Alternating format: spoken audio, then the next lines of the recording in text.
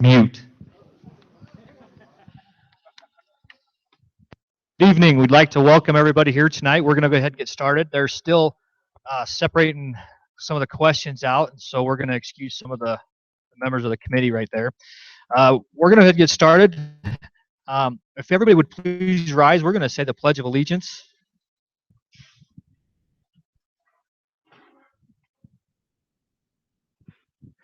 I pledge allegiance to the flag of the United States of America and to the republic for which it stands, one nation under God, indivisible, with liberty and justice for all. Thank you.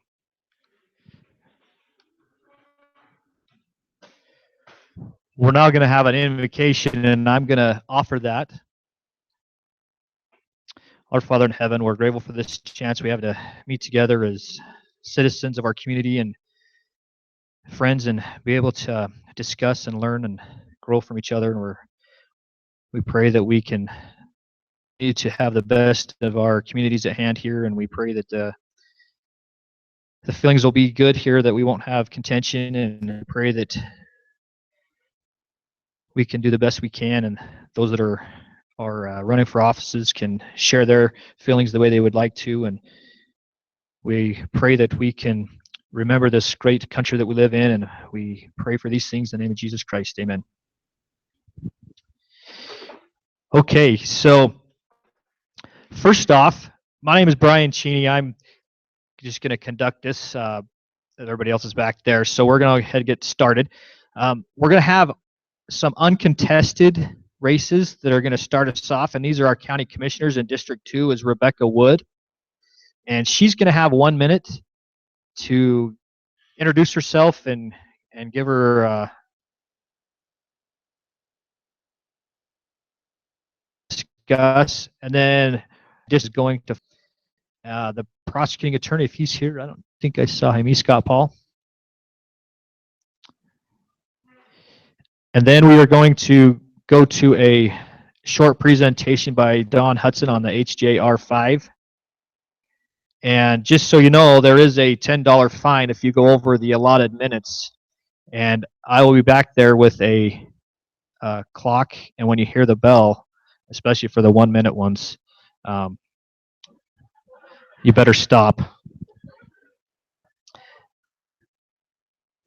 And then we'll have a short break, and we'll have some pie. So we'll go to that spot. So, Rebecca.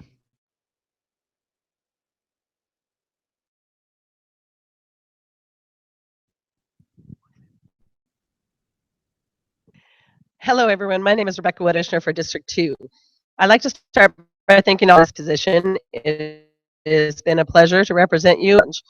Every day I learn something of education. What started as a part-time week with lots of travel and homework, but helping our county has been very rewarding for me. By far the most important part of being a commissioner is dealing one-on-one with citizens of Lincoln, a job that I take very seriously. As commissioners, we truly are the elected officials. We must always remember that the people of this county pay for our county services. You take the opportunity to vote for a new sheriff, and I get to see the departments in our county in a completely different light than most people. And knowing our current challenges and problems, I'd like to fully endorse Cressley McConnell for Lincoln County Sheriff and feel that he will bring the much-needed change and accountability that Lincoln County deserves. All of you to a county commissioner meeting to see for yourself the issues that our county faces and how our board is working to make the county strong and healthy. I'm running unopposed, so I won't keep you. I just appreciate your support and want to thank you.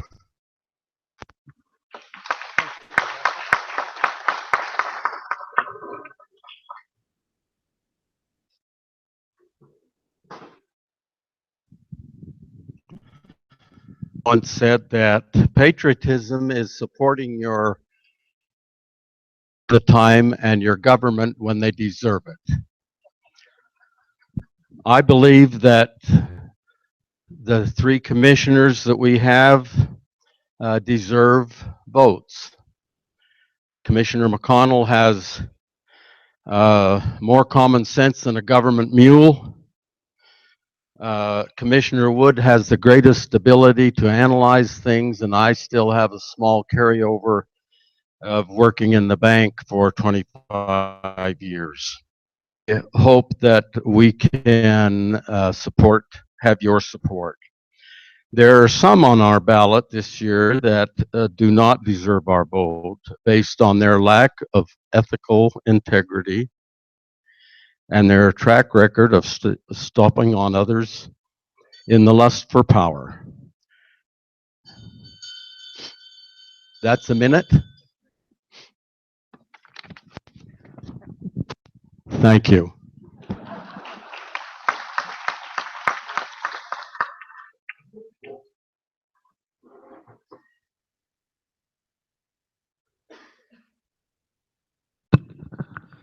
Don Hudson, you're up next.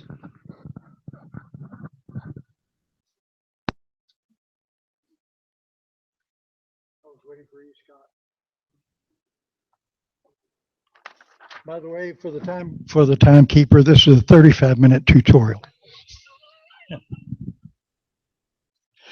You got 2.5 minutes.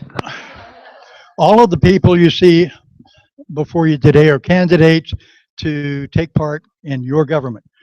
You are to be congratulated for being here to take part in your own government. I thank you for doing that. Could you keep the mic up close so they can hear us? I'm sorry? You got to keep the mic up close so we can hear you. Can everyone hear me now? Okay, thumbs up. You're to be congratulated for being here. And I thank all of the candidates who are here. Thank you for being willing to take part in our government. Now, all of these candidates have one thing in common, and that is they need to be elected on a limited time basis. Some are to serve for 4 years, some are to serve for 2 years.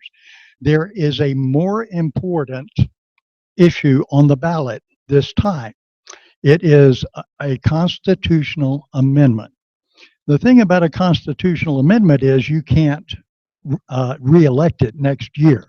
You can't elect it out of office 4 years from now. The Constitution is, for those of you who may have questions about it, it is the foundation document of our government that empowers those who work in it, that constrain them, and guides them. It defines what they may do and what they may not do. And what the Constitution says is of primary importance to all of the candidates that are here. There is a constitutional issue on the ballot this year. Is it HJR 5? I will read the question that will appear on the ballot. It is Article 3 of the Constitution of the State of Idaho be amended by the addition of a new Section 29 to provide that the legislature may review any administrative rule to ensure it is consistent with the legislative intent of the statute that the rule was written to interpret, prescribe, implement, or enforce. To provide that, after review, the legislature may approve or reject in whole or in part any rule as provided by law. Approval or rejection of a rule is not subject to gubernatorial veto under Section 10, Article 4 of the Constitution of the State of Idaho. You are to answer yes or no. Can you do that right now? Those of you who have studied perhaps can. Most of the people were confused by that statement. Now, there is some guidance that is given from the Legislative Council. They give a pro and a con. And argument or their statement in favor of the proposed amendment safeguards the citizens and the ability of the elected by the people to review and approve or reject administrative rules. Now, those that are opposed or the argument against the proposed amendment says you don't need a constitutional amendment to do this because they do it already. At the beginning of every legislative session, they vote on the rules and either approve or change rules as they deem appropriate. Then they vote on it. So the argument against having a constitutional amendment to provide another layer of protection or another layer of authority, if you will, to change those rules or approve those rules um, according to the position against. Finally, the opposing opinions state that it is never a good idea to limit a governor's right to veto. And this proposed amendment does exactly that. Remove the governor's ability to, as you know, we have three branches of government: legislative, executive, and judicial. And if the executive branch is eviscerated of its power, it's a potential for abuse, according to those that are opposed. Now, with the remaining time that we have, I've only used 29 minutes. So you have 1 minute to ask questions or give opinions of your own for the benefit of everybody that's here now. So if you have a question, please raise your hand.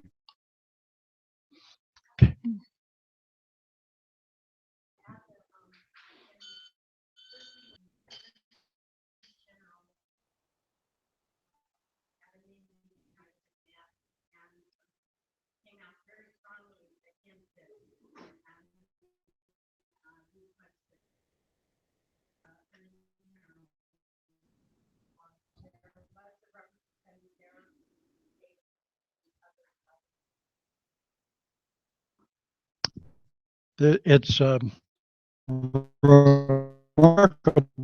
that and on both sides of the deal of respect for had to think a great deal their positions. Another question? Do we have time for one more question? We have a hand over here. We're out of time. Thank you very much for being here.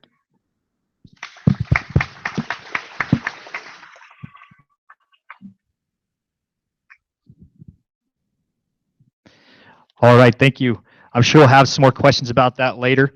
We're going to take a quick 10-minute break, get your pop back here, and then we're going to start our debates with our contested races.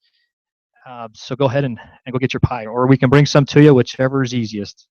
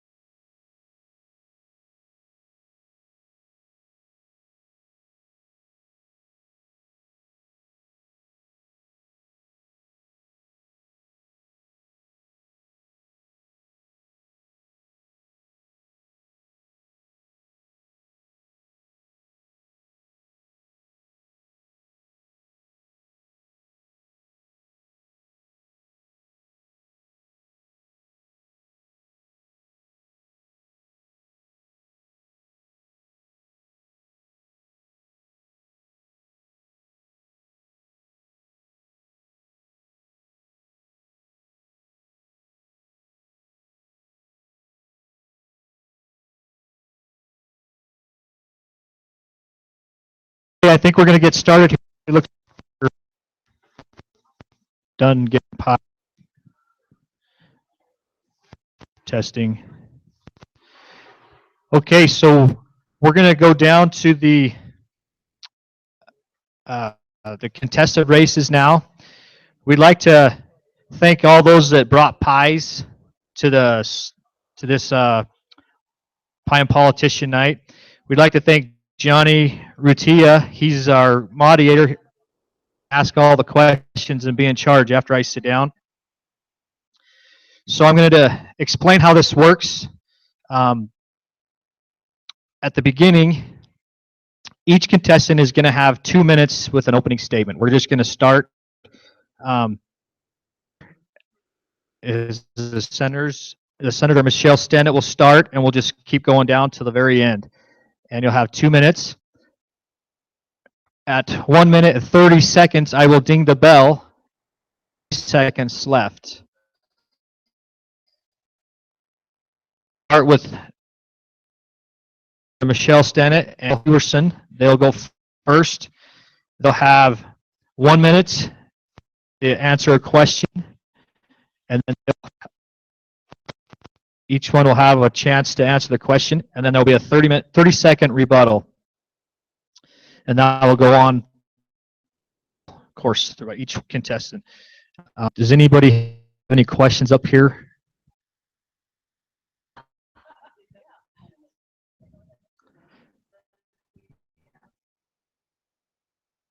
There'll be 2 minutes. Everybody's going to do 2 minutes. Then we'll come back and you'll get a question. Have 1 minute to answer. Dale will have 1 minute. You'll have 30-second rebuttal. We'll ask another question. Dale will have 1 minute. You'll have 1 minute and 30-second rebuttal. Okay. These questions came from the audience, so there won't be any questions being asked. You're welcome to talk to them afterwards. Questions? Can you hear me? I guess you can tip it down. Anyway. Okay, so we'll start. Michelle Stennett. Michelle Stennett. Keeps having problems. Do you want to stop them up here? Just sit where you're sitting. I come up here? Because you're being video.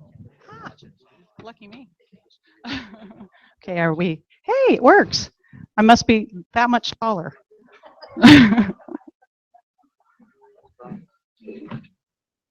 We ready? One thing I did forget to mention is your time will start when you're talking. So if you want to thoughts for a second, that's part of your. If you want to collect your thoughts for a second or two, that's fine. But other than that, it'll. And there's a $10 fine for each little bit you go over. So I remember. Yeah. So does it matter if you go for 10 seconds or 10 minutes? That's under my discretion.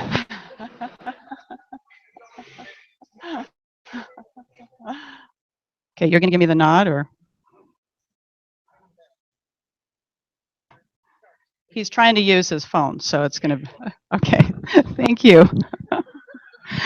It's so honored to be here, and I'm really pleased to have such a good crowd. So I'm hoping that we get some of your questions answered today. And I just wanted to let you know that we've gone all over the district over the last 5 to 6 months and putting on thousands of miles.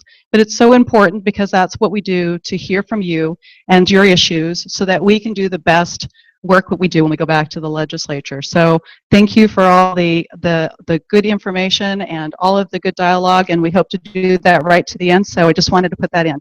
The top topic, you might not be surprised, that we've heard while we're talking to everybody is education and the economy and good wages, water, transportation infrastructure, and public lands access.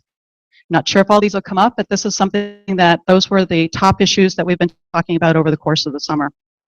As you probably know, the legislature did pass quite a few things this last session to bring up on education had to do with STEM and professional technical and industry partnership funds, trying to interact with the private sector and the education sector and be more efficient with our resources. So I hope that we go forward in doing this. But we only funded to the 2009 levels with 18,000 more students in the system. So we have a lot of work ahead of us.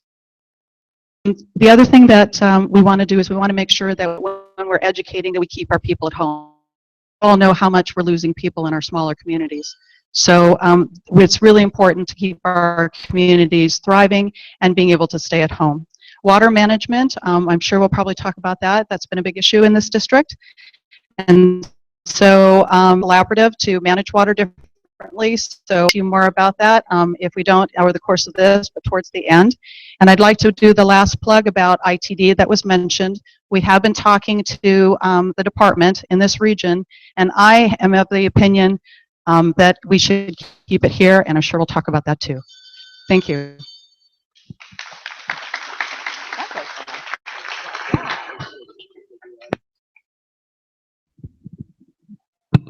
Thank you, Michelle. We'd like to remind you to talk into the mic as much as you can because you're being live streamed, and so we can hear you here. They may not be able to hear you in cyberspace. Okay. Dale Everson. Okay, thanks, Johnny. And thanks, Payson, for live streaming it, and the Lincoln County Republican Central Committee for hosting. I really appreciate it.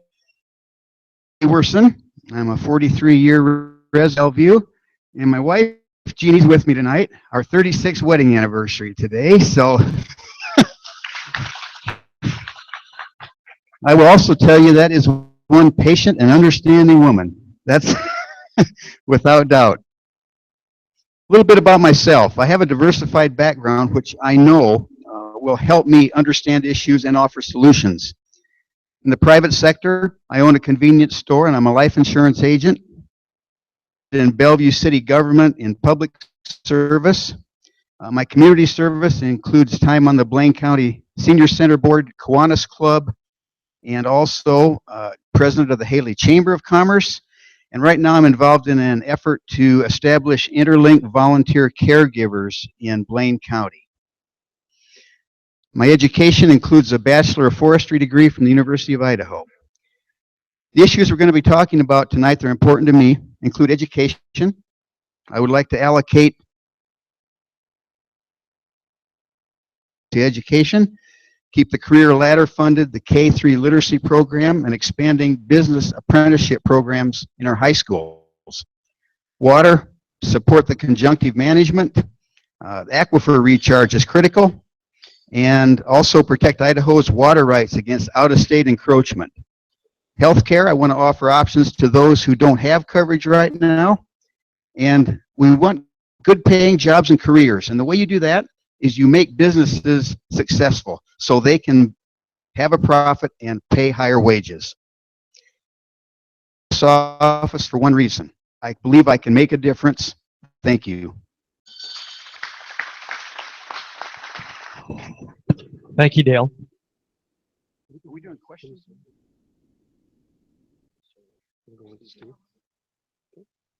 Okay. Yeah, what we're going to do is let everybody present their 2 minutes all the way down the line. So, all right. So, Steve Miller, would you go ahead and give us your 2-minute presentation? Thank you. I'll take a run at it. Thank you for the invitation. Thank you, everyone, for that. Lincoln County for putting this on, and for everyone else taking time out of their evening, although it was a beautiful day today. So I'm up in Fairfield.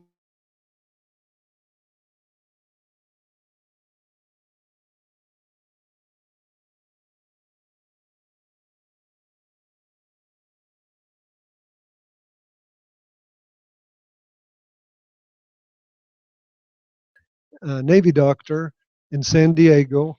My oldest son is with me at home on the ranch, and hopefully he's doing more work than I am. And my youngest son is a structural engineer in Boise at a company down there. There's so many things we could talk about, you know, in terms of the direction we need to go, the things we need to think about. the experiences that I've had in the legislature. I guess first off, I would thank you for the opportunity to serve you as a representative in the legislature. It's been an incredible experience, an incredible education, an opportunity to learn things and be exposed to things that never had the opportunity to do. So, and I would just tell you that it has been an honor to represent you and to hear from you the things that you're concerned about, the things you're worried about, the things that you want to see happen. Talk about a whole lot of stuff that you already know are issues. I'd rather hear your questions and see if we can answer your questions to your satisfaction. So thank you very much for the opportunity to be here. Thank you, Steve. Kathleen, Hitter, Democratic. You have 2 minutes once you start. I have been introduced to many parades around the district elder. I don't know why, but I'm glad to be here tonight. Thank you all for showing up. I'm sure I just want to compliment the senior center and the beautiful breakfasts that they have. My husband, I told him the best breakfasts in the district are here. So thanks, Virginia and your crew. It's a great treat to come down. I am Kathleen Eater. I'm the retired police. I've lived in Woodward for years. I actually came from Montana. I'm a native Montana, grew up in Great Falls. Kids, and we had to be really hardy because the blizzards weren't waiting for that bus was pretty dang cold. So I'm pretty used to the cold weather. I used to deliver mail in the cold weather.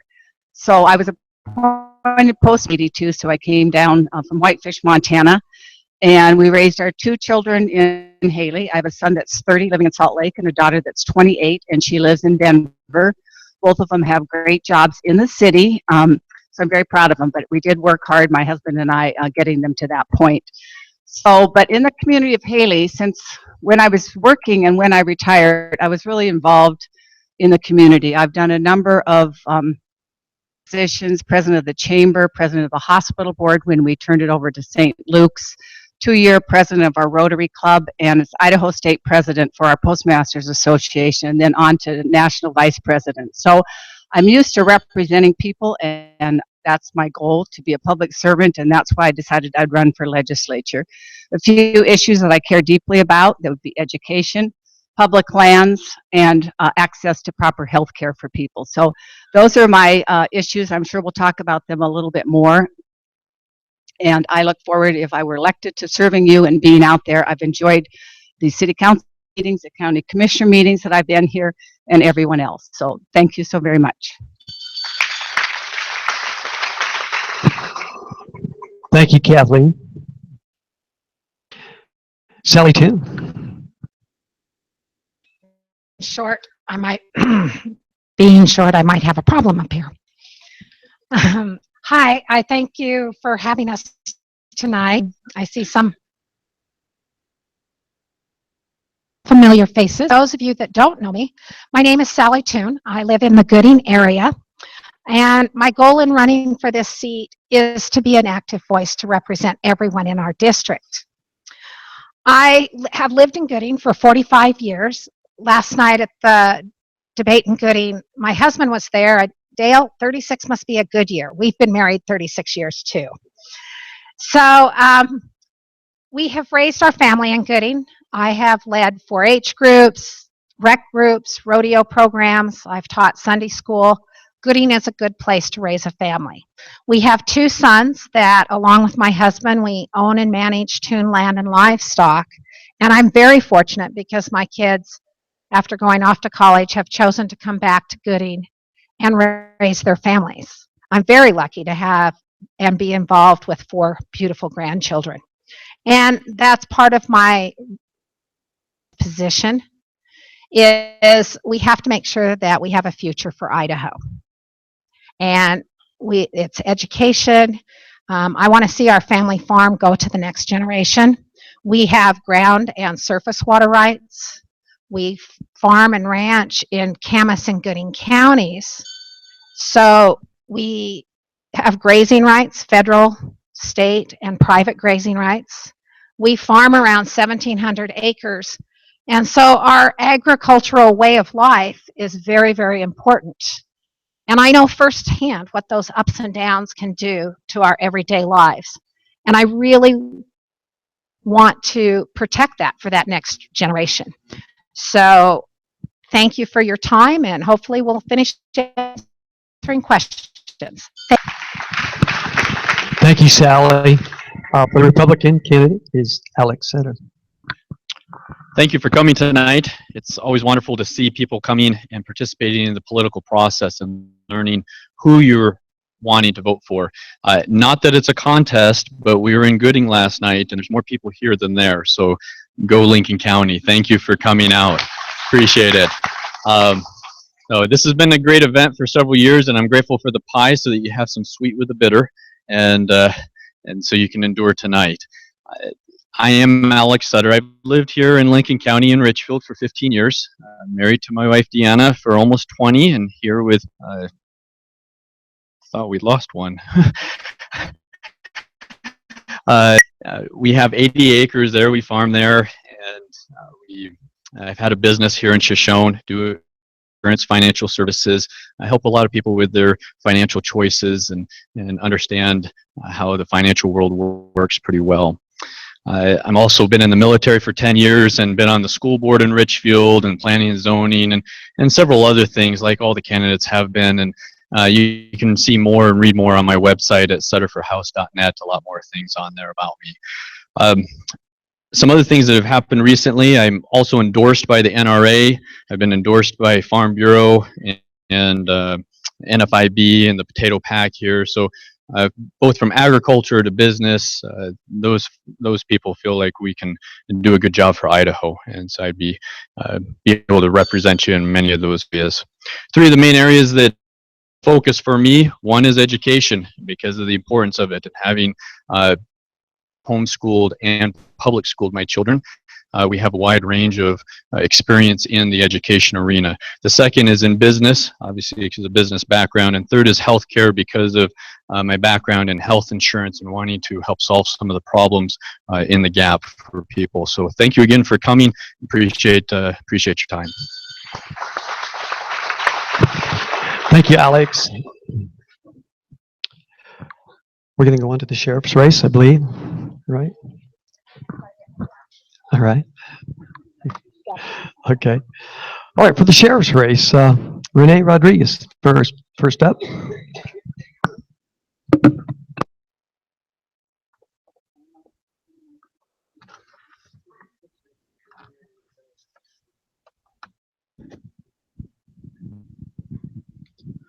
I am Renee Rodriguez, and I'm your Republican nominee for sheriff for the Lincoln County Sheriff's Office.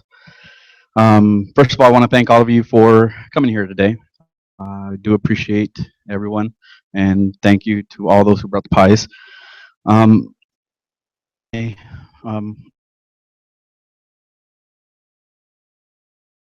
Throughout this campaign, I am honored to have the opportunity to be a leader in our community.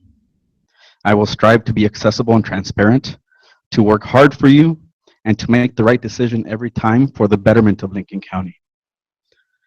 My law enforcement background includes, I'm 12 years experience in law enforcement. I do have an advanced certificate from the Post Council. I used to be a deputy for the Blaine County Sheriff's Office, where I gained an understanding of county policy, court security, civil law, and the detention and transport of offenders in custody. I was a patrol operations sergeant at the Shoshone Police Department, where I'm currently the chief of police. I ask that you please remember that experience matters, and I respectfully ask for your continued support and for your vote as we go to the election November 8th. Thank you. Thanks, Renee. Second, we have a write-in candidate, Cresley McConnell.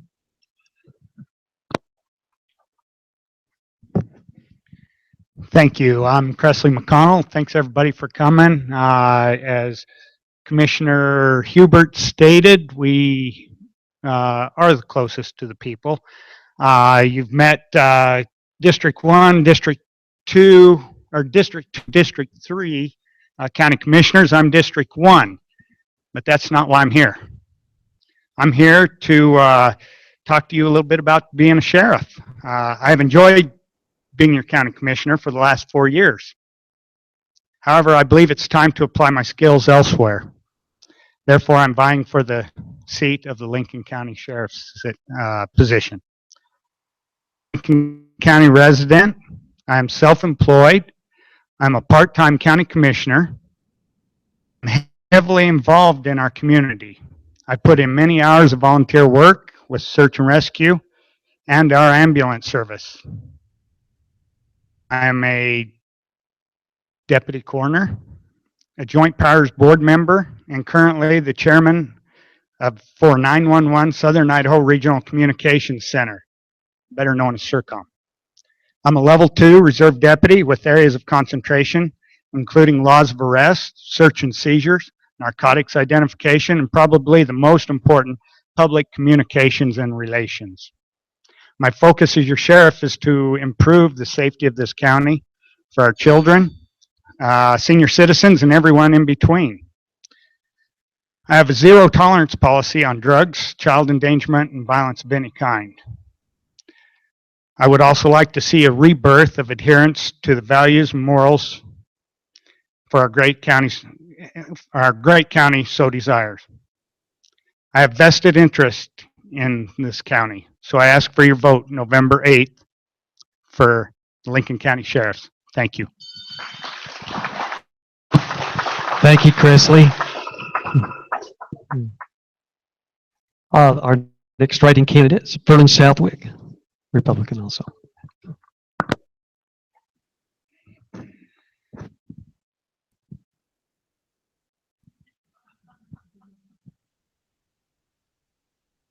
My name is Vernon Southwick. I'm running as a write-in candidate for Lincoln County Sheriff.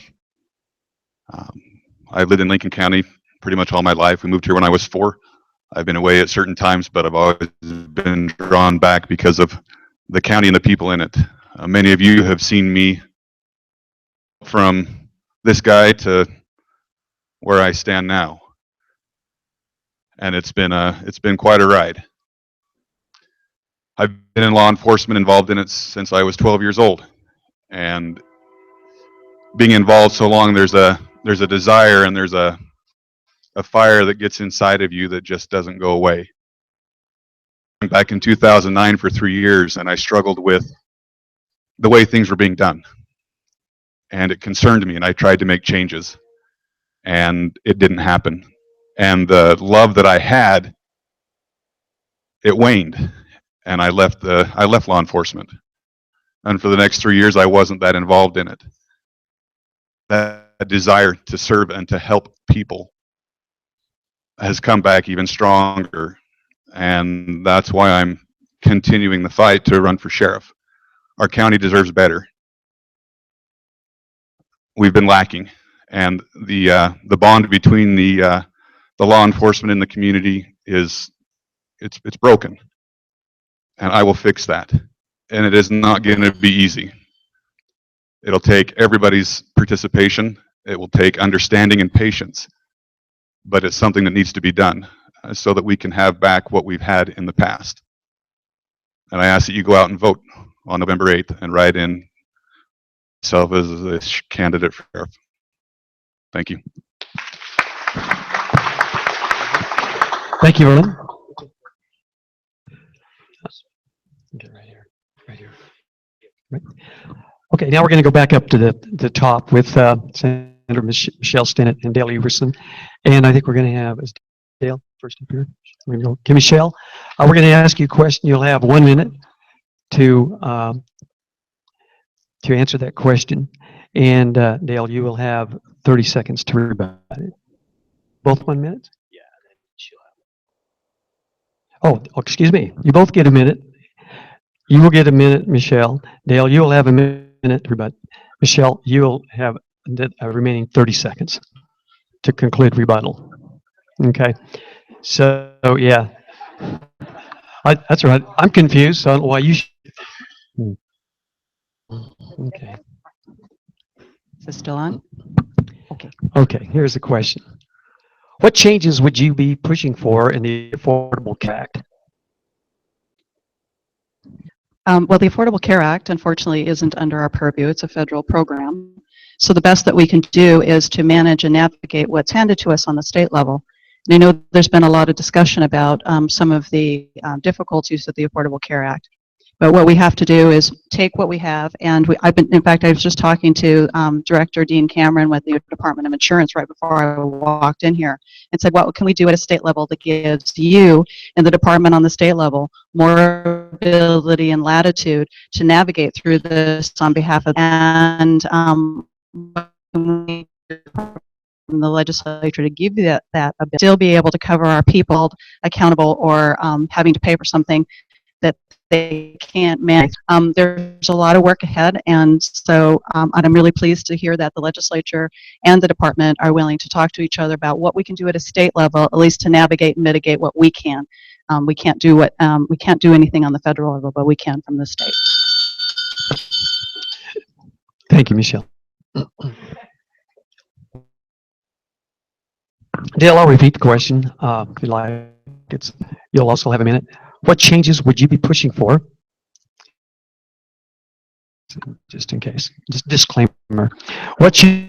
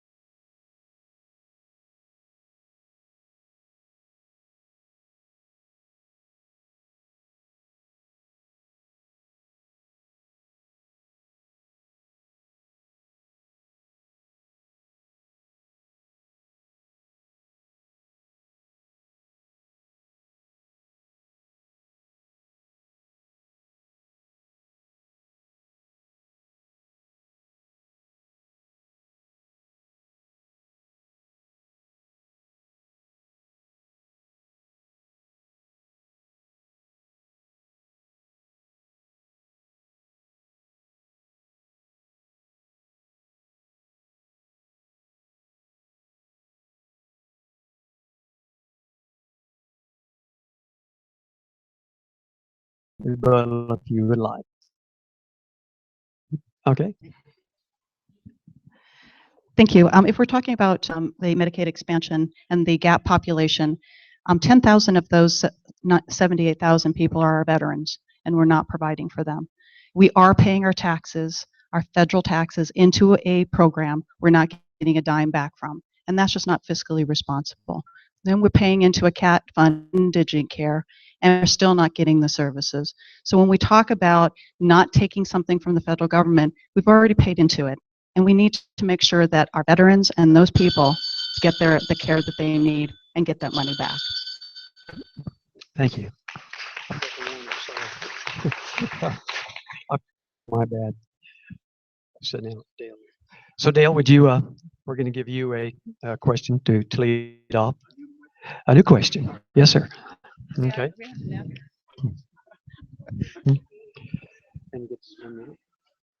So you get 1 minute. Michelle will get 1 minute, and then you'll have a 30-second rebuttal if you like. The question is this. Would you be in favor of legalizing medical marijuana, or why not? We can take a look at medical marijuana. Some of it apparently does have effects for epileptic seizures and so forth. So yes, I would consider that. I know it went through the legislature partway, and the governor vetoed it. My concern is that it's a stepping stone to trying to legalize marijuana in general, which I am not in favor of. So yes, I would support research on medical marijuana, and that's as far as it should go. Thank you. Thank you. Thank you, Dale. Michelle, I'll repeat the question. Would you be in favor of legalizing medical marijuana? Why or why not? Well, I have it from a personal perspective, family members who have died of cancer. And I think from a medical perspective, in order for them to be able to tolerate their chemo and to get their nutrition down them and to be able to have an appetite, those sorts of things that we really need to consider for quality of life through that process. Also, the legislature 2 years ago even in a very conservative legislature, passed that CBD oil, which had THC in it, and that helped for these kids who have seizures, who are now on cocktails of pharmaceuticals that are really destroying their brain and putting them in wheelchairs, but the governor vetoed it. There is a pathway of being able to do this for medical purposes without opening it up to everything. I need to do that for the people in our lives. Thank you, Michelle. So Dale, you have enough. All right. Thank you. Thank you for respecting the time. This is an easy job so far. So we're going to the next race, right?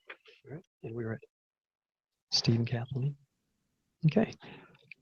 Okay, for House seats, Steve Miller and Kathleen Eder. And Steve, you'll be first. Right here.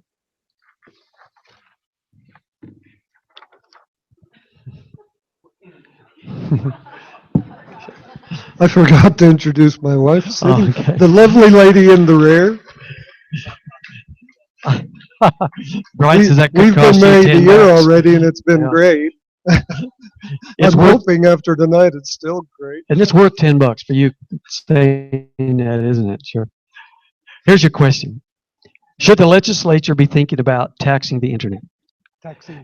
The internet. Should the legislature be thinking about taxing the internet? Yeah, we need to tax the internet. It's an unfair tax for bricks and mortar buildings. They automatically are behind internet sales. Internet sales don't have structure. They don't have in-house employees in the state, that kind of thing. Any of the internet businesses that have stuff in Idaho pay sales tax. Any of the internet businesses that are completely out of Idaho don't have to.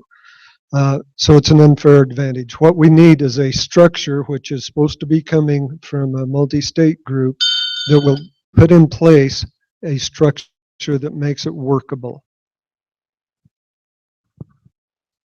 Okay, thank you. Thank you. Kathleen, I'll read the question again. Should the legislature be thinking about taxing the internet? Okay, I wasn't sure why I heard that totally, but it's internet tax sales. Yes. We did discuss this last night, and I think we all feel like our bricks and mortar, our Main Street businesses are suffering. I know we're all probably guilty if I ask people to raise their hand that we buy things on the internet and you're not paying tax. I had a friend setting up a new business, and she started for her accountant putting in the tax rate, and he said, oh, no one does that.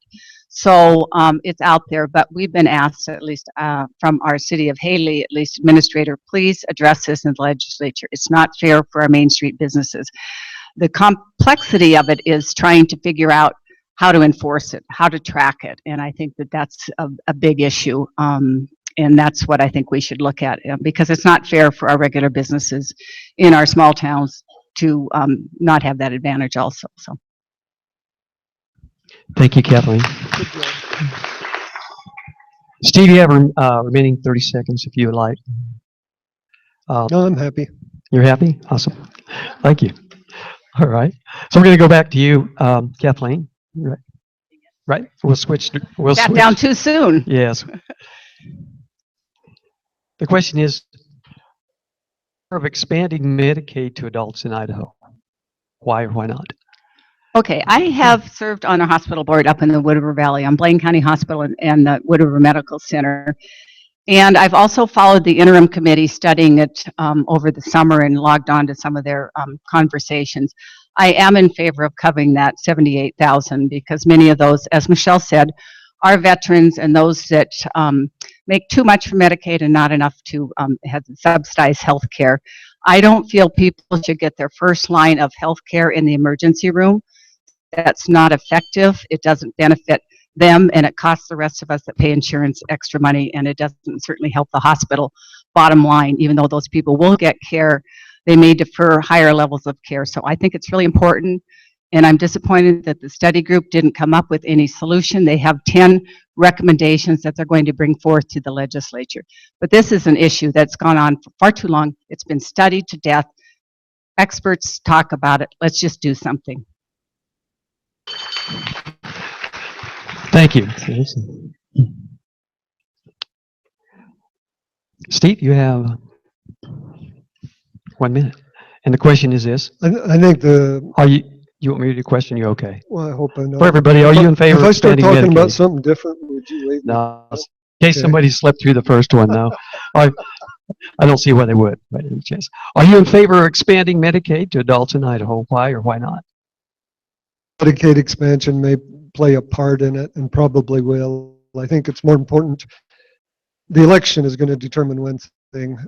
Who gets elected is going to determine which way we go on insurance, and Medicaid expansion will be a part of that. One of the things we really need to focus on is the cost of health care. We talk a lot about how to pay for health care, but we really need to focus on the cost of health care. And when you talk about this gap population that is without Medicaid, we need to move towards some kind of a managed care system, easier for them to get to care, to have a primary medical home where they can go. We need to talk about medical savings accounts. There's a lot of other things that need to be incorporated into this discussion besides Medicaid expansion.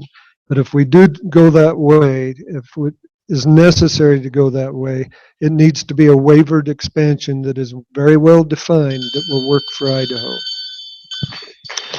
Thank you, Steve. Kathleen, you have a 30-second rebuttal if you like. Oh, To finish I up. think we both stated opinions. You okay? All right. I'm good with that. Thanks, Kathleen. Thanks, Steve, for taking the time. Appreciate that. Okay.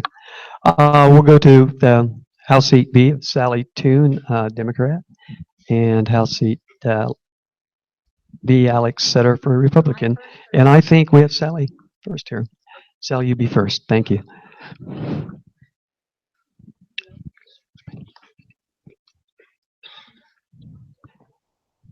Sally, the question is, do you feel voter fraud is a problem in Idaho? Our voting system is very good throughout the United States. There's checks and balances, but again, we're only as viable as the people working. Our counties train our voters, our vote workers, and our counties, we have to believe the system works. It's again a cup half full or a cup half empty. I truly believe our system, we have checks and balances in place, and you can't go through life just saying something negative is going to always happen and last in fear. I believe our system does it correctly, and we have to respect that. Thank you. Thank you, Sally.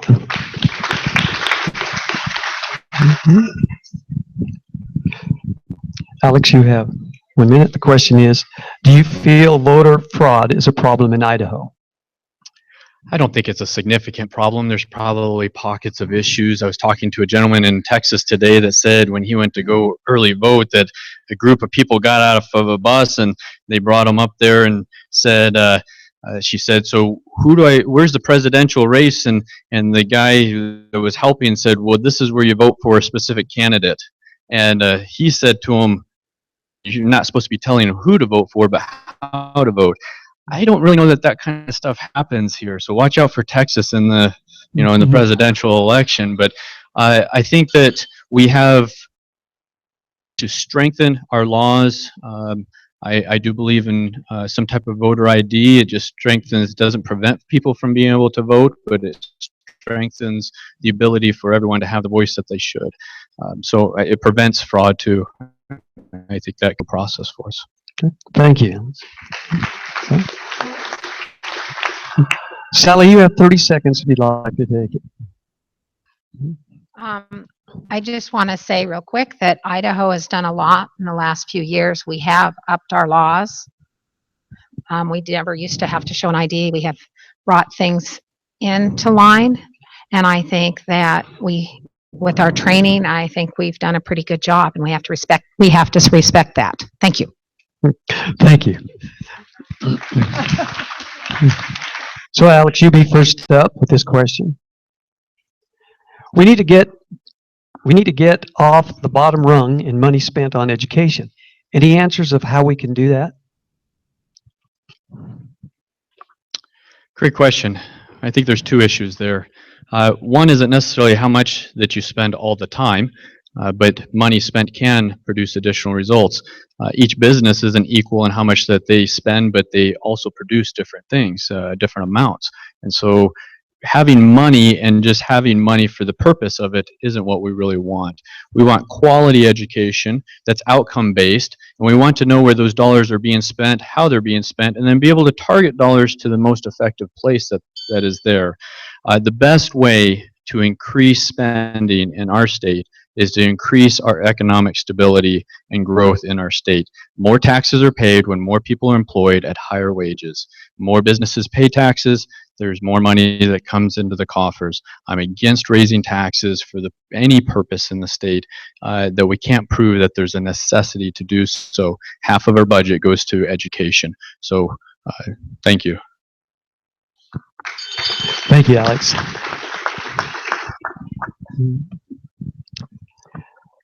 Sally, the question is, we need to get off the bottom rung in money spent on education. Any answers of how we can do that? As a retired school teacher, I've kind of looked at it from a different point of view. Idaho had a major tax shift, budget money, property and maintenance, and shifted it into the local unit, and we've all had supplemental levies at that point. 95 out of 115 districts now run supplementals. Our state constitution mandates an equitable public education, and that has to be part of the responsibility of the state.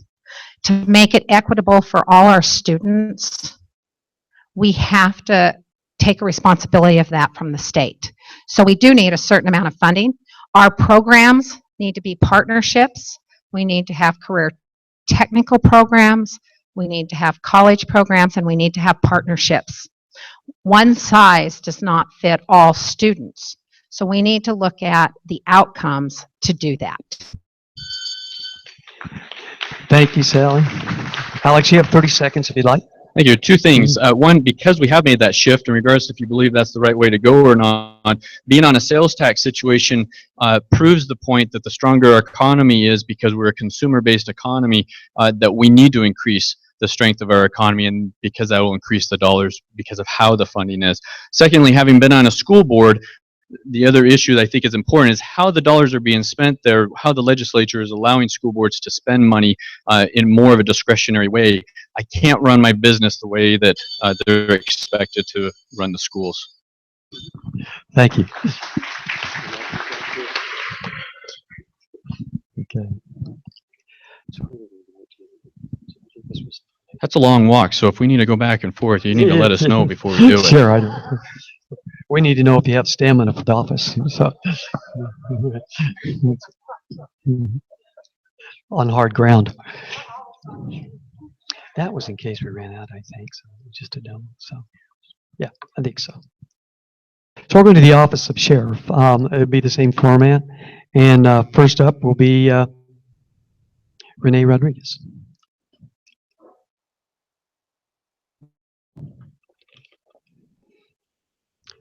You'll have 1 minute. Like the president's first 100-day plan, can you tell us a couple of the most important and most immediate changes you will institute in the sheriff's office? Definitely. Working in Shoshone, we do business checks. We do enhanced safety security details at the schools. And those are part of the programs I want to expand into the county. I want to implement a program called DDAX. It's the data-driven approaches to crime and traffic safety, where we take information that's already there through dispatch and figure out where the most calls for service are. We will focus our patrol officers into that area, saturate that area with law enforcement, so crime will be displaced. It's a program that we use in Shoshone and is very effective. Thank you.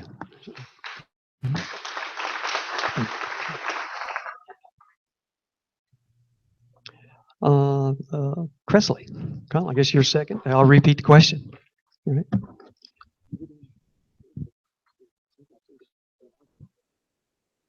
Like the president's first 100-day plan, can you tell us a couple of the most important and most immediate changes you will institute in the sheriff's office? Community compassion right off the bat. I feel one of the biggest things I see is a disconnect between the sheriff's department and the community. That is something that is going to be fixed right off the bat. Not only sheriff's department and the community, but also within the sheriff's department itself. Public relations, continued education and training. Love to start the RMS system, which is a system which allows all deputies across the Magic Valley to talk with each other. That would be my 100-day plan. Thank you. Thank you, Chris. Writing candidate Berlin Southwood. Berlin, like the president's first 100-day, tell us a couple of the most important, most immediate changes you will in office. I think the most important thing that would happen right off the bat is a ability for the in listening to the people that are gaining, they felt that the sheriff's office could do whatever they wanted to do whenever they consequence, and that's not the way it's supposed to work. We're here to results and to make sure that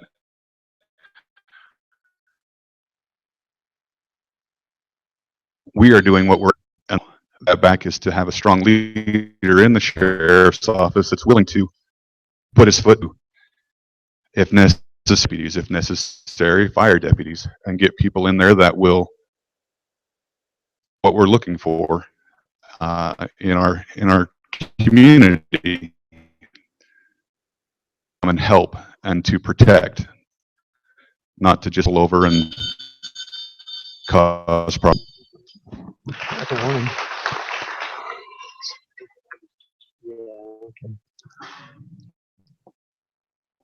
So Renee, you have 30 seconds since you were the first. Thank you. One way that we're going to get the community to trust us is to be more open. One of those checks is getting out of the vehicle for patrols, because we drive in our vehicles. Our officers here exit their businesses to make sure that you as the business owners are protected as well. We work for you guys, and we will continue to do so. Thank you.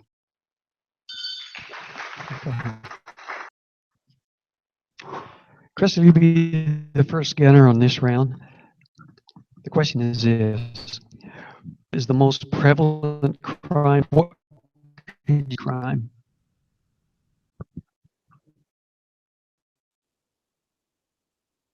That's a tough one. I'll tell you. I mean, it's not a tough one. It's tough to talk about. We see it a lot. Drugs is one of the biggest ones. What I'm most shocked about more than anything is the child endangerment. Well, I'll tell you, we had a case that was tried federally. It happens all the time, and it's something that I definitely want to work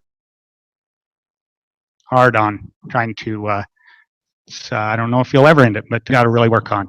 So child endangerment is probably one of my biggest. Thank you.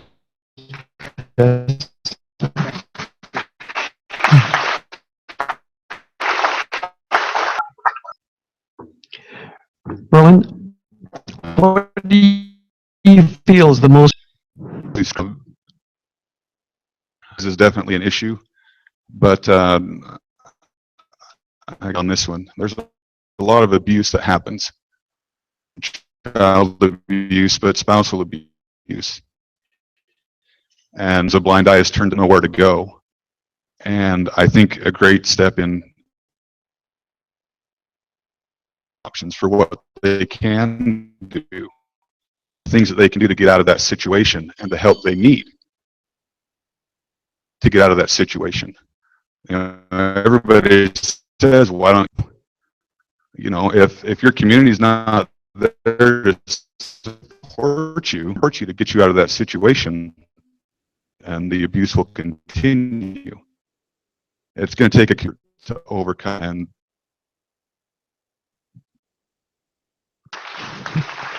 Thank you, Berlin. Renee? Feel is the most prevalent crime in Lincoln County, and what could you?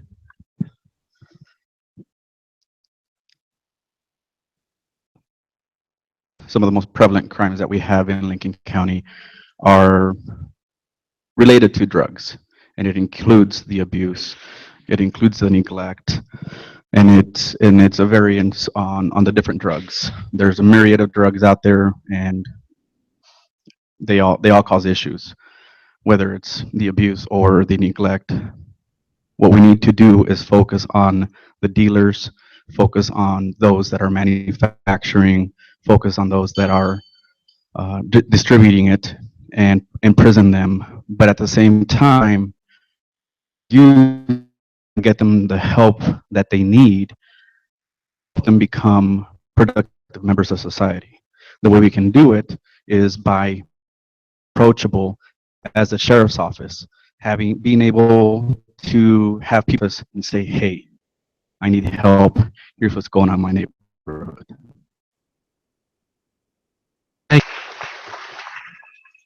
Crystal, you'll have 30 seconds if you like. Great. And you've heard all three of us have the same issues there. It's abuse and drugs.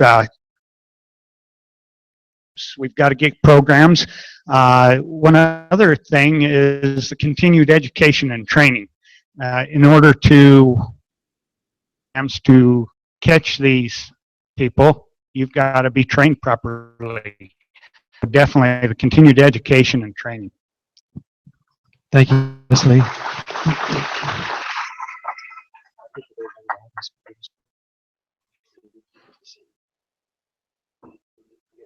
Okay. All right.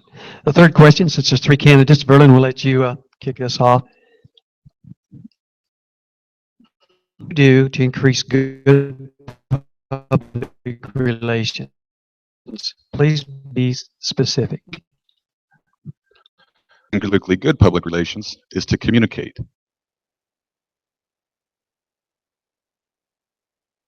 I would implement right out the door. Deputies make at least 10 contacts a day, not track where they go somebody and just introduce themselves. Do and see what they do. You can know the needs. They don't need know the wants or the desires of our community. They see something going on and they immediately, if they knew that person, they were going out to check their care or something. Communication is key. That's how we create goodwill. We need to know what's going on and the community doing to do that. If we introduce ourselves, talk with you, we'll make that happen. Thank you.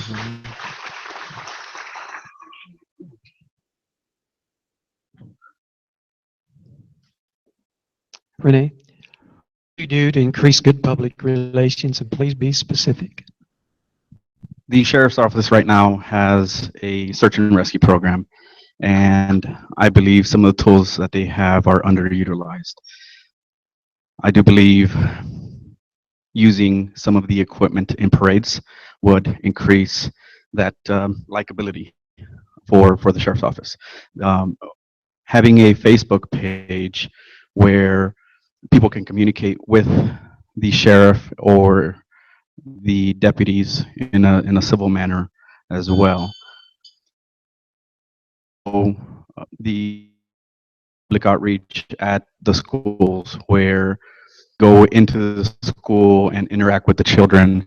So they have that positive interaction. So if there is an issue, that child can trust that law enforcement officer, and which will then turn into a positive. Thank you, Renee. Cresley, what would you do to increase good public relations? And please be specific. Well, I'm a fifth generation Lincoln County resident. Whether that's good or not, I have no idea. But looking out through this audience, probably know almost every one of you. That's where I start, right there, with community compassion, public relations. Once again,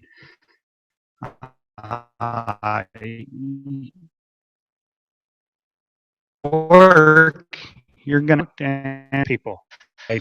I enjoy visiting. I'm a talker. I like to talk.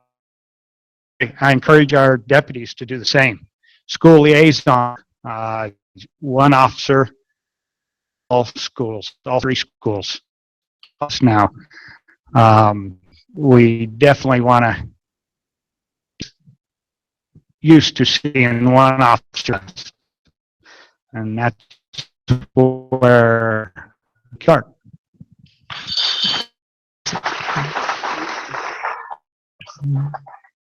You have 30 seconds to, if you'd like.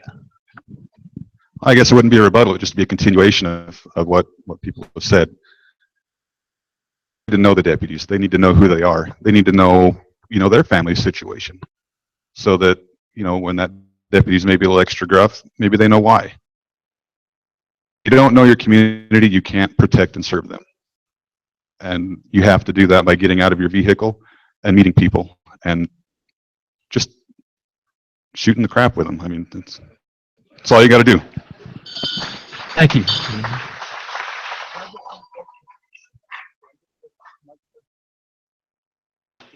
He's good. Yeah, he's starting.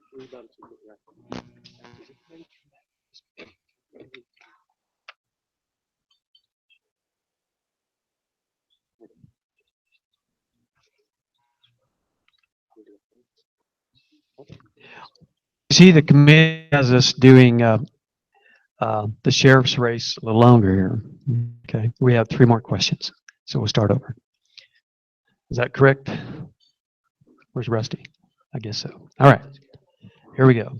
So we'll start back at the top. Renee, we have a question for you. Renee, why do you feel we have been losing so many patrol officers lately, and what can we do to solve that?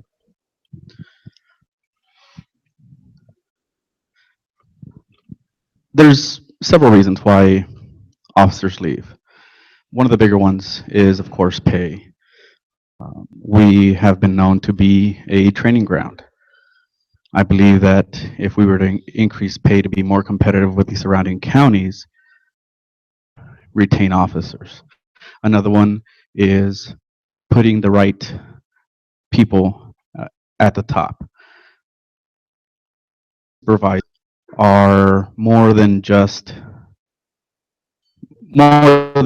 people to get after you because you made a mistake. The supervisors have to be there to acknowledge when something was done correctly, when you've done what you're supposed to do, and you've made that positive impact with that community. And I do believe that community, their officers will help keep them here as well. Thank you. Thank you. Kristen, why do you feel we have been losing so many patrol officers lately, and what can we do to help solve that?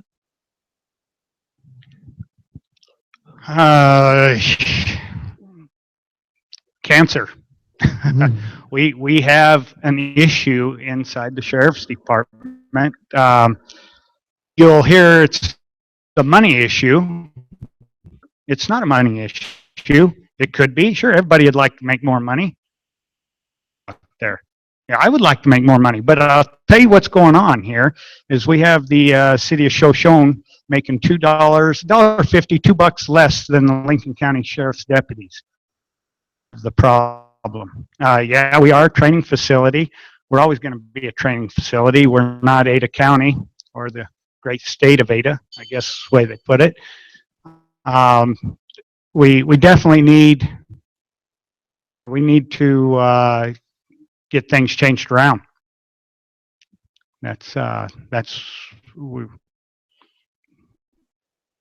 People, we're losing them quite regularly. We've lost 3 already. Change that. Thank you, Presley.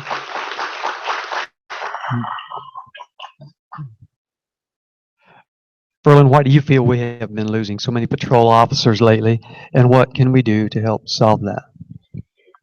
I can tell you from personal experience, I didn't feel that I made a difference. And that's because there was no leadership. They don't have ownership in the county. They don't have that sense of community they serve. It's hard to find people like that. You're going to go through a few. Cultivate that top. You can help them understand the issues that we have, how the people are, and how they react to the things that you do. Develop a love for the people they serve. They'll look past lower pay work if they love what they do. And that starts at the top with the sheriff to work. Thank you. Renee? Okay, thank you. All right. Go next to who's first gunner? Cresley. Cresley, the sheriff oversees a $750,000 budget. Few departments that has its own checkbook. Can you describe your financial management skills and qualifications? Absolutely. Been in business. You don't go that many years being a poor budget manager. I became the Lincoln County Commissioner 4 years ago. I maintain a $3 million budget with 2 other commissioners. It can be nerve-wracking, but you're right. It's a 3/4, $795,000 is what the sheriff's budget is this year. Our money needs to be managed, needs to be taken care of properly. So I believe with my budget and administration skills, I can do that. So thank you.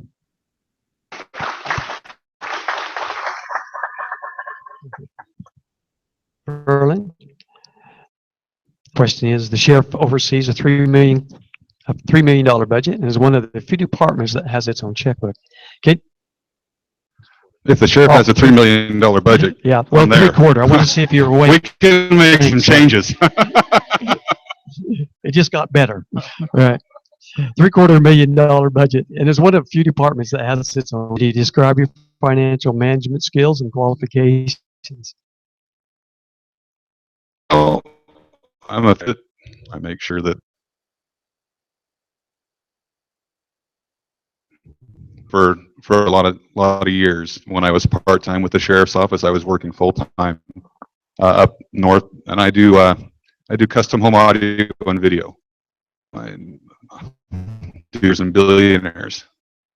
Several projects that were in excess of $1 million, and I was the manager of that. Things were done on time, and when there were problems, you had to get them fixed and get them fixed in budget. You can't just keep going with your hand at a problem I need to be able to have. And it's difficult. It takes a lot of effort. It takes more than just the sheriff. You have to come up with ways to save money and to make things work. Sometimes you don't get what you want. Money management, it's tough. To people that can help, and that is where the community and makes things. It's not just that runs this. So, money management it's good. Thanks, Verlin.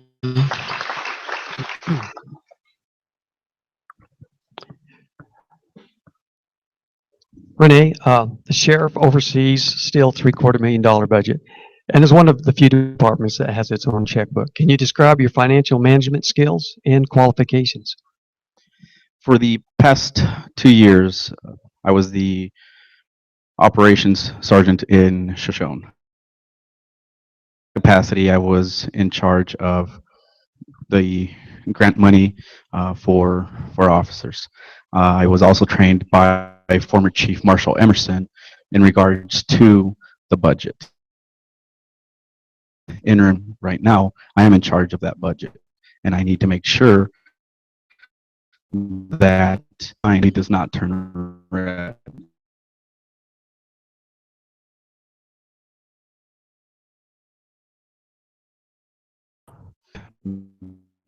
And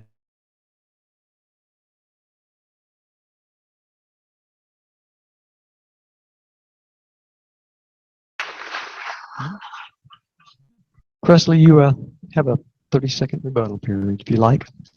Okay. The reason I came back up here, and I believe the question on the is one reason is it is I believe we call it a revolving checkbook that is not audited, or it is audited but not through the clerk's office, and it's very easy, I think, to want to say mismanage funds, but that might be the point of it. Thank you, Presley.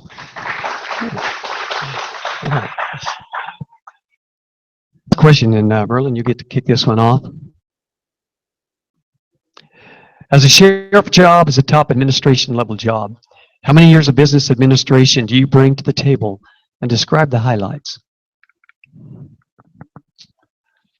The business administration that I would have would be involved with the job that I described in the previous question. One of the highlights that I guess I could throw out there is our company did a new building for BSU. I was managing the Sun Valley office, and so I wasn't involved in that project at the beginning. With 2 months, maybe 3 months left before school started, they were wolf. Because I managed in Sun Valley, they called me up to get it done. And I was able to accomplish 3 months so that they could open that building and have it ready for students when it was supposed to be done. For 8 years, the sheriff's job is difficult. It is an administrative job. You have to be able to talk to people, you have to be able to work with people, and you have to be able to understand them to make things run smoothly. Thanks, Merlin.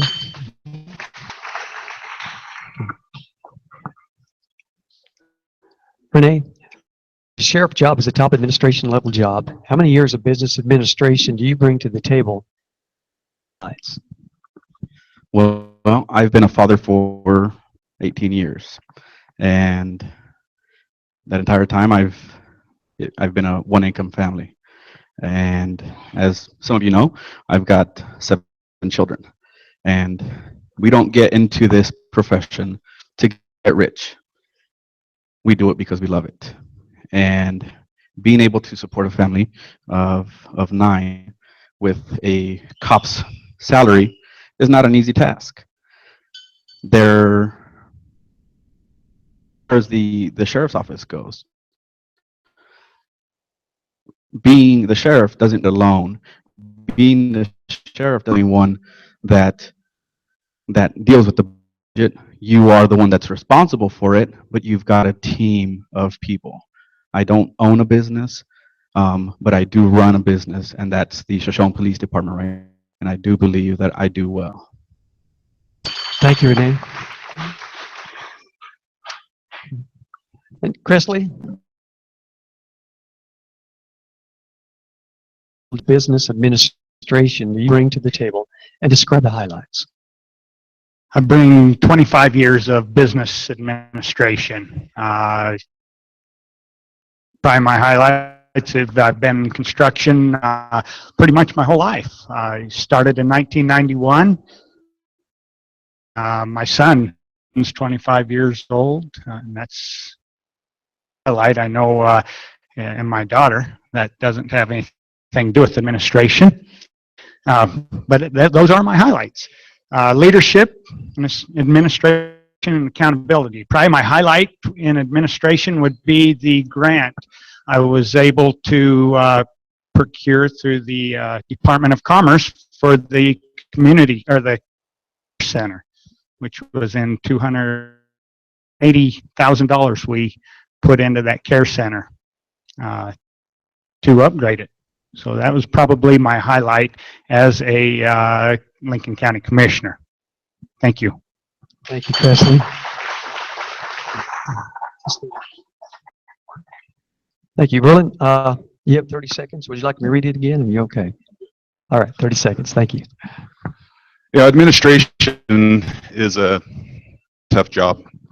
I've found in all the jobs that I've been in, whether I've been the administrator or I've been the one being administrated to. If you don't know what's great that we see right now, it's going, and in order to make that run an administration as it should, and that's what I will do. Roland? Well, that concludes our discussions and dates. And what we're going to do now is finish. Do we still have pie and ice cream? Is that what's going on? Not because I want any, but I just, but I do. All right. Okay. Well, guess what? We're not through, but it's going to be short and sweet. What do you want to give them 1 minute, right? Okay. Yeah. We're going to ask for a closing statement. And let's just start, if it's okay with you guys, we start from the left, my left. Go from the north to the south. How about that? All right. This is everybody's last question, and you're going to get 1 minute. The question is this for every one of you. Why are you a better choice for a position you're running for? 1 minute. Why am I a better choice? Well, closing statement. I think the things that I outlined at the beginning with expertise in healthcare, business, and a wide range of knowledge and education being some of the major issues that our state faces is one of the some of the things that I bring to the table. There's many opportunities in our state. I think it's a great state, going overall in a good direction. But you said I had a minute, and now you've given me 30 I'm seconds. sorry, you do have a minute. That's 30 seconds. I appreciate you all coming. I appreciate those that are watching online. Appreciate the process that this goes through. Appreciate those that are running. We've actually had a very time in the election or process than you've seen out on the national level. Go and vote and get someone else too, because there's other people on the ballot. And I want to say that wholeheartedly, with my full heart, I support all the Republican candidates that are in contested races that are running. So thank you. Thank you, Alex. We did give you an extra 5 because I messed you up, by the way. So just want you to know that. Okay. Sally, why are you a better choice for the position you are running for? Thank you so much for hosting us tonight. Having just retired from a 37-year career teaching high school math, I feel I have the time and to work for you full time. I will work very hard because that's been my life. I will listen to every faction in our district. My background, education, agriculture, truly represents our district. Need to recognize the challenges for the 21st century and I look for creative solutions, and the middle ground and those conversations have to happen. I want to finish by asking for your vote to the issues. Vote for balanced policies that create honest and level playing fields for our community. Thank you, Sally. House seat Sally Toon. All right, we're going to go to House seat A. We're going to go with Dale, right? Okay, to Senator and Democratic. We'll go to Dale Everson. Republican candidate, a better choice for position you are running for? Well, thank you, Johnny. I would think the main reason I'm running is because I have the passion and the fire to get the job done. I have a broad range of experience in the public and private sector. Done for you. I'm a good listener, a fairly quick learner. I want the position, and I quite frankly feel as a member of the Senate Republican Majority Caucus, I can move issues and legislation forward. On November 8th, my name is Dale Everson. Thank you. Thank you, Dale.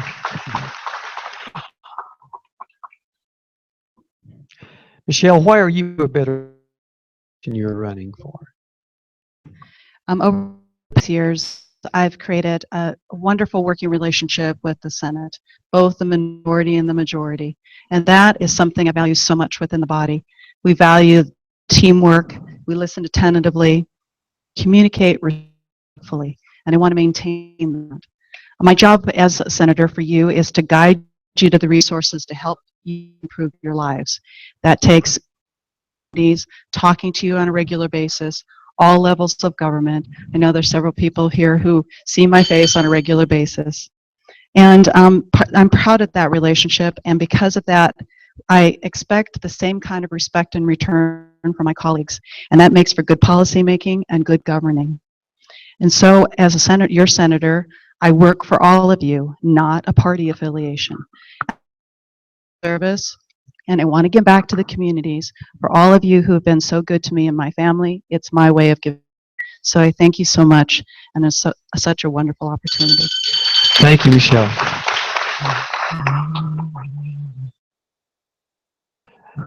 Kathleen Peter. Thank you. I'm just glad I'm not running for sheriff. Wow. Can you tell us why you're a better choice for the Sure. position you're running for? There is no job description on how to be a good legislator. In the post office, I used to interview candidates for postmaster positions in our smaller offices. And we always talked about the KSAs, having the knowledge, skills, and ability to do the job. I feel like during my lifetime of public service, I've learned to listen and act upon the concerns of businesses, residents, and customers. I've developed the ability to lead, listen to all sides, and make fair decisions. I've enjoyed working this whole district over the summer with my teammates, Sally and Michelle, getting to know you, going to city council, going to county commissioner meetings, going to the senior breakfasts, going to the fairs. It's been an awesome experience. I would hope that I would really jobs often to support family, and I would love your November 8th. Thank you. Thank you, Kathleen.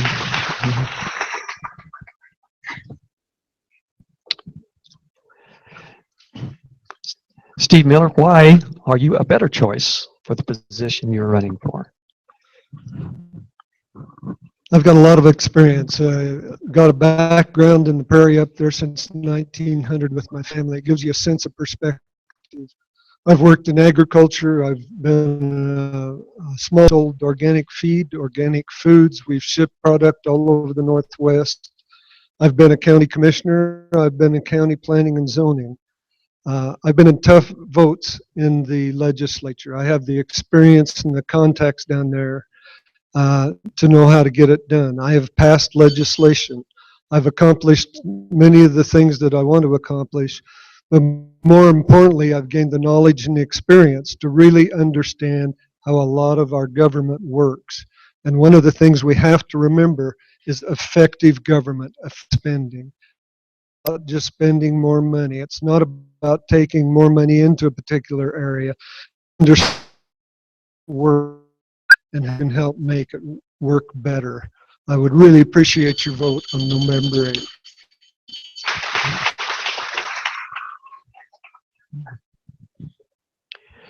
Presley McConnell, right in for sheriffs. Why are you a better choice for the position you're running for? 7 points. Administration, accountability, integrity, common sense, community compassion, and public relations. Bring 25 years of business experience, 4 years county budget experience. It's the leadership is probably the biggest one right there. As I definitely do have leadership. I've run crews. We've run a lot of done some big jobs. We've done great projects around Lincoln County here. That's probably one of my biggest one is leadership. Thank you. Thank you, Chris.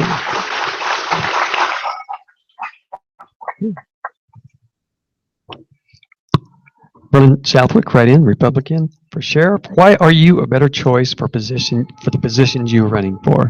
You want to wait till the train goes by, it's fine with us.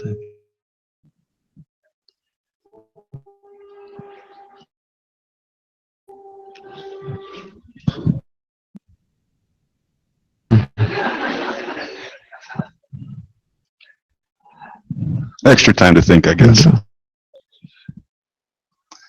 On one side, we have a candidate that has a lot of law enforcement experience, but not a lot of business experience. On the other side, we have a candidate with a lot of business experience, but no law enforcement experience.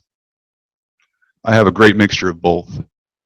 I've been involved in law enforcement basically my entire life. I've been a volunteer, I've been part-time, and I've been full-time.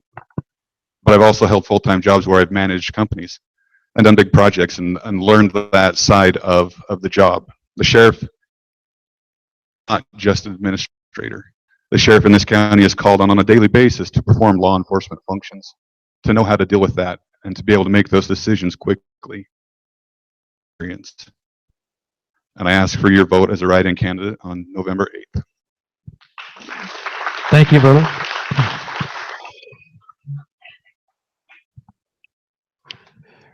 Renee Rodriguez, you're the Republican candidate for sheriff. Why are you a better choice for the position you are running for? As your sheriff, I will uphold the state and county laws and promote community safety. I do not and I will not take that lightly. I will foster strong willingness to deliver the best criminal justice service at the lowest cost to taxpayers. I am committed to our community and I am committed to you. I vow to always manage responsibly and to communicate openly to maintain your trust. That experience matters. Thank you all for coming today. I do appreciate the support that we have received, and please remember to vote for me on November 8th. Thank you. Thank you.